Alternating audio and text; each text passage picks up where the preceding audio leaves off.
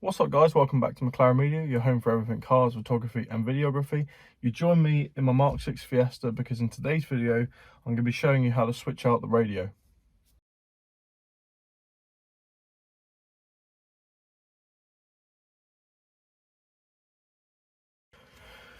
So guys, the reasons I want to do this, two main reasons. One, call me old school, but I love old technology, so I love a CD player. There's nothing better than a CD. I hate wires, so CD player, and the CD player in this is slowly dying. It doesn't read, it doesn't always play properly. Sometimes it just refuses to actually start. So basically we're going to be switching that out.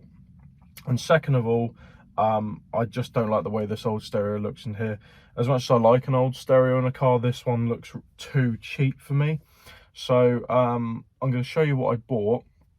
It's a kit off eBay. It was about £20, and there's sort of three main things it comes with that you really need. So first of all, obviously it comes with all like the bits to make it look fancy and that, but you'll need some stereo keys, and you'll need 4 of these, but the kit comes with 4, which is really handy. And because this is a bit of an awkward stereo to get out of. And then second of all, I have already sort of hooked it up to try it out, but you'll need an ISO harness that adapts to this particular car. So this is a facelift Fiesta, so it's at 06 onwards, but the kit actually says 06 onwards, so that's, I've checked, it already fits perfectly in that.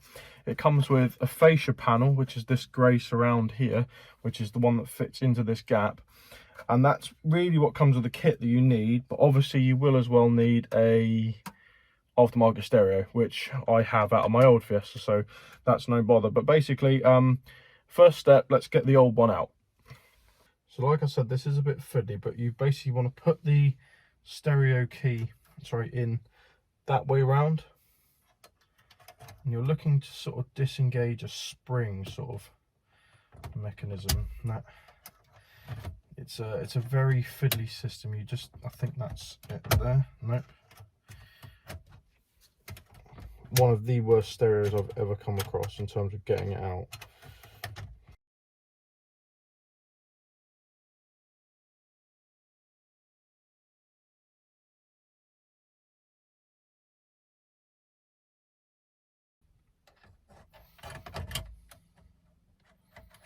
Right, so you can see on that side I've got it in because it springs back, and then you pull it inwards, and basically that's so you do all that for all these. And trust me, they are difficult. So I'm going to stop the video here and I'm going to get them all set up. But basically you want to put it in, that way round, and then you're feeling for a spring, and you'll notice when it's in, because this will, return like that. And then basically what you do is all 4 of them, you pull them in like that, and then the whole stereo should just fall out. Right guys, so I've managed to disconnect all the springs. It is really difficult. It's a horrible design, but yeah, once you've done it, you'll feel it start to pull. If you can get one side away and then sort of pull the other one, it's easier if you can get 2 people to pull, but you can do it all together, because once you can get your fingers around the top and bottom lips there, you just slide it on out. But basically once that's done, just pull it on out forward and then look at the back. So guys, the cables aren't actually that bad to disconnect. It's purely like one this side and then just the aerial, and you just pull that tab back there and it just slips open like that. But that is the original stereo unit. So shove that down there for a moment. Now, the best thing to do before you actually install your radio is to actually test to see if the one you're putting in actually works. Because obviously this is from my old Fiesta, it's actually very old. So what I'll need to do is actually work out which way round this goes. I believe it's that way. So, here guys, so it goes that way round. That just clicks in there like so. There we are, that's all together. Right, now I need to check this actually works. Right, so I've got some lights, I've got some stuff, so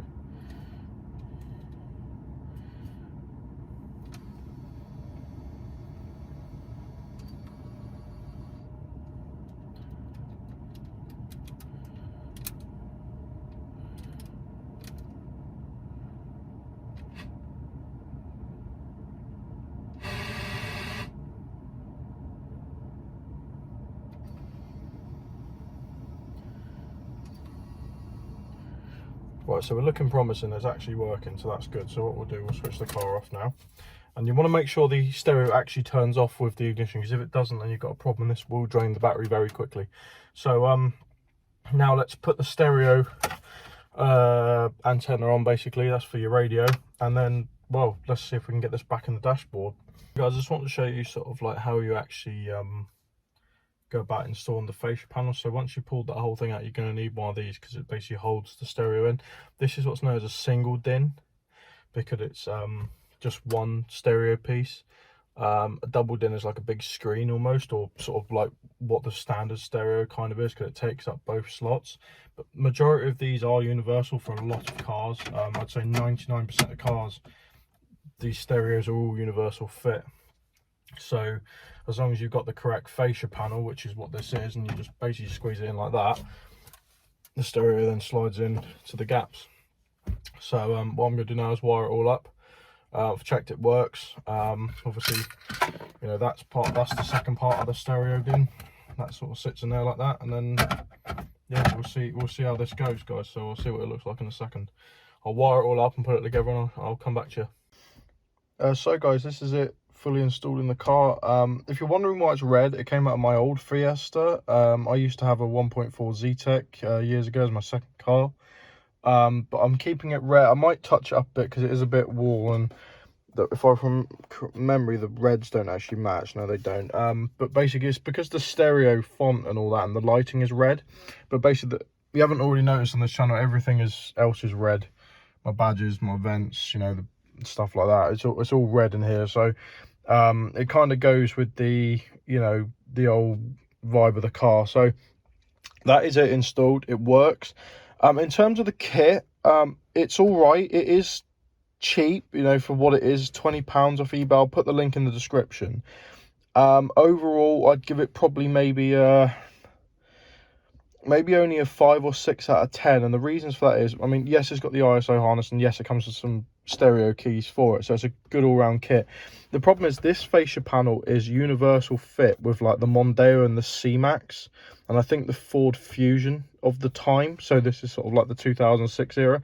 It's not exactly what I'd call flush, and I gotta admit, I think it's a bit loose. I feel like one decent bump on the road and this might sort of pop out, so I'm gonna have to sort of figure out a way of maybe screwing this in or something to secure it more into the dashboard. But overall, the kit's fine. It didn't come with any instructions, which also is a bit of a grey area, because it came with some black metal clip things, which I tried putting on various parts of the plastic, but they just kept popping off, so I'm not actually quite sure what they were for, and it'd been nice to have some instructions. But overall, it's all right kit for what it is. It does the job. The stereo works. I'm pleased. You know, it plays CDs well, and all that. So that's basically it. It's literally plug and play with most stereos. If you want to add the accessories like the steering adjustments and all that, and the aux lead, obviously that's like extra stuff, which I will do in the future. But for now, just switching the stereo over, that is basically how you do it on this car. It's actually quite simple, and it's quite simple on most cars once you get the actual dashboard apart.